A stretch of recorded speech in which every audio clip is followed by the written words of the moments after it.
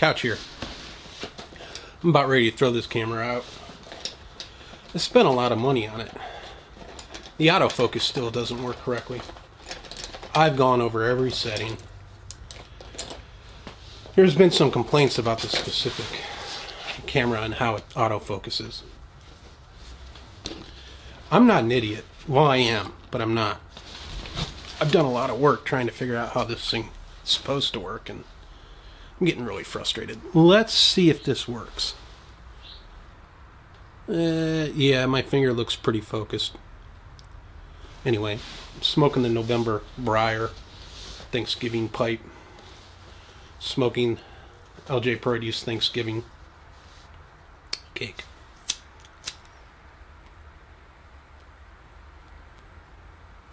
Okay.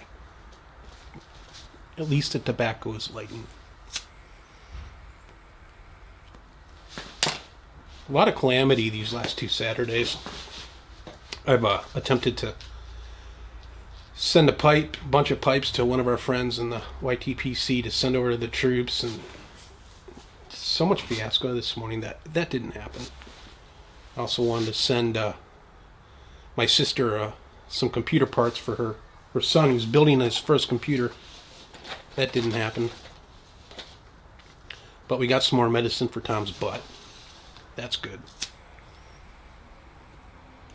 And we got some toys for the cats.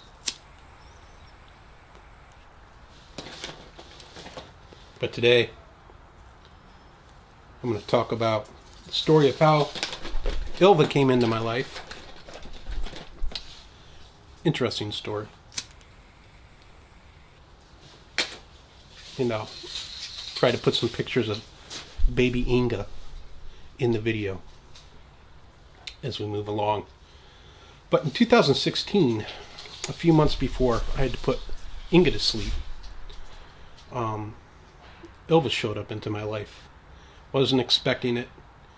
Fully intended that once Inga was gone, I'd wait quite some time to get another dog, because Inga was so special. But the universe had a different plan. It doesn't care about what I plan. The universe just provides insane dogs when you don't want them but need them. Pat and I, for years, and I'm not saying this to virtue signal or prop myself up, it's not that at all, but Pat and I have helped homeless people over the years, specifically kids that are young adults who had rough childhoods, who don't have family backing. You know, we've allowed them to crash on our couch and stay in our home with us until they moved on to their next destination. Most of them are travelers who hop trains and things like that. Or if they get an apartment or you know, in the Rochester area. It's called couch surfing. But that's not where I got my name. My name's Couch for another reason. I'll tell that later. Anyway, there's a gentleman who actually grew up in Rochester, who'd been traveling for years. Had it rough. Was unfortunately an active addict. And one of the rules when you stay with us is there's no drugs in the house, even marijuana. They can drink. That doesn't bother me, as long as, you know, they're not full-blown alcoholics. You know, they can stay in the house and get cleaned up and take showers and, you know, take time to figure out what they need to do for their next step. But I can't have active alcoholics in my house unless I want to get sober, because it just goes against the grain of what I try to do in life and keep myself sober. But there's a gentleman, his name was Robert, and he needed some help. Like I mentioned before, he was an addict, heroin addict. And he wasn't allowed to stay in the house because he was actively using, although we let him crash a couple hours here or there, and I've helped other addicts, heroin addicts, get through that. But Robert wasn't ready yet, and the problem was he wanted to get back in Rochester after traveling for years on trains and get his life back in order. So he stayed at somebody else's apartment, but Ylva couldn't stay at his apartment. So guess who got Ylva? Pat was like, this dog needs help. You know, Robert needs help. Can we take the dog in? And I'm like, well, I've already got one. Who is Inga? I don't need no dogs. But Ylva needed help too. And she was bad, very bad, but extremely cute. And we took care of her. And he would bring her in, and then he would take off with her, and it was just chaotic for a while. Then Robert decided he needed to try to get her adopted through some other means. And all the kennels would take her. Her behavior was pretty bad. She didn't have a rough childhood. Robert absolutely loved her, but it was a chaotic childhood. And a dog as intelligent as Ylva is needs structure. If not, her mind wanders and she gets in trouble.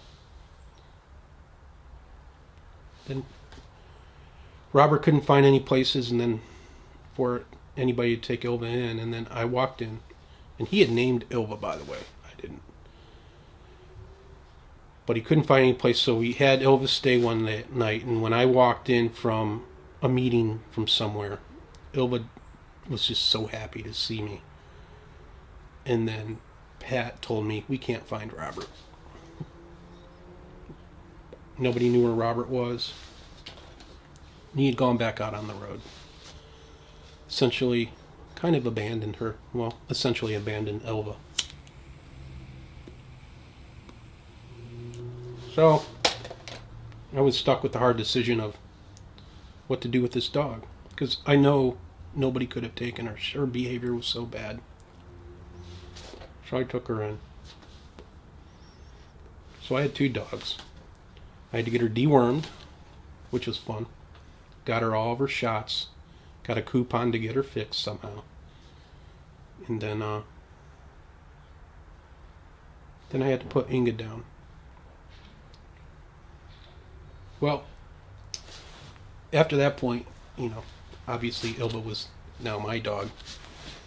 My responsibility, and I couldn't go anywhere and leave her alone without putting her in a crate. And when I did put her in the crate, she would cry. And it drove the neighbors nuts, and it wasn't fair to them.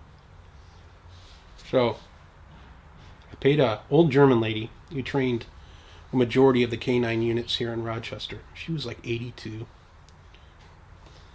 And I paid her like $1,400 altogether to help me talk to my dog and communicate and work with my dog.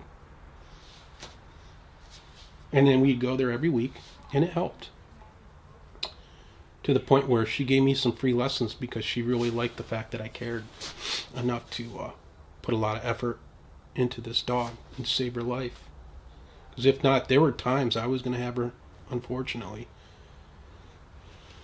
discussions with the vet of what should I do? I need to put this dog down. Do I need to, you know? So we tried Prozac, and that helped. The vet told me, I'm not letting you put this dog down. There's no way. She's too good of a dog, and this will work out. You need to keep on with the training, blah, blah, blah. And the vet was right, but I didn't think so at the time. There were times I wanted the responsibility of Ylva to go away at times. They were brief moments, but not long, because I knew I loved her, and I still do to this day. Ylva's not in the video today because the little Yippy Appity dogs out back are Yippy Appity, and I've tried to record this and get the autofocus to work, and Ylva just wasn't having it. She wanted to eat the other dogs, so she's out. But Ylva used to be a train hopper with her previous daddy, which I will reiterate again, absolutely loved her. Picked her up out, I think it was in Tennessee where he got her as a puppy. But she hopped trains, and I'll try to insert the picture right here.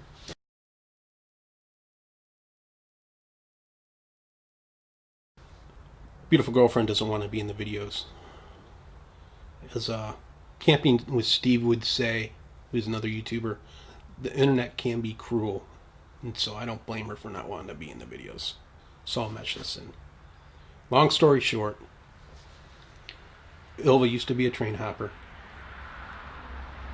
Her previous daddy loved her. Then I have Ylva now. Last summer? No, this previous summer. Robert came into town to say hi to us and see Ylva. Ylva didn't recognize him.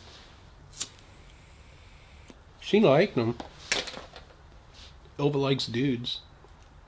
She didn't recognize him. Unfortunately, we got word about 6 months ago that Robert had passed away. Unfortunately, from an overdose.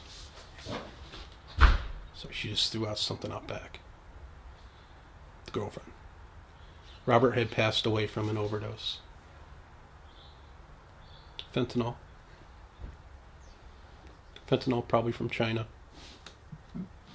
Brought in through Mexico.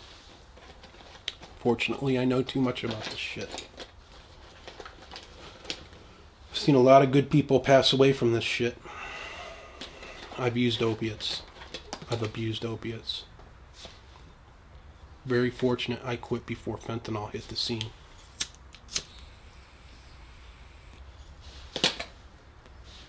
It's weird. When addicts find out that somebody's passed away from heroin, an overdose, you would think that would be a marker to stay away from that dealer or that line of opiates. The addict's mind is really screwed up. That's usually a beacon of, let's go get that stuff. Obviously it's strong and potent. But that addict obviously didn't use it correctly. So whenever there's a rash of overdoses, usually it's because addicts find out that somebody had passed away and overdosed, and they go out and look for it. It's really screwed up. The addict's mind sometimes can be a very beautiful mind in creative ways. Music. Art, literature.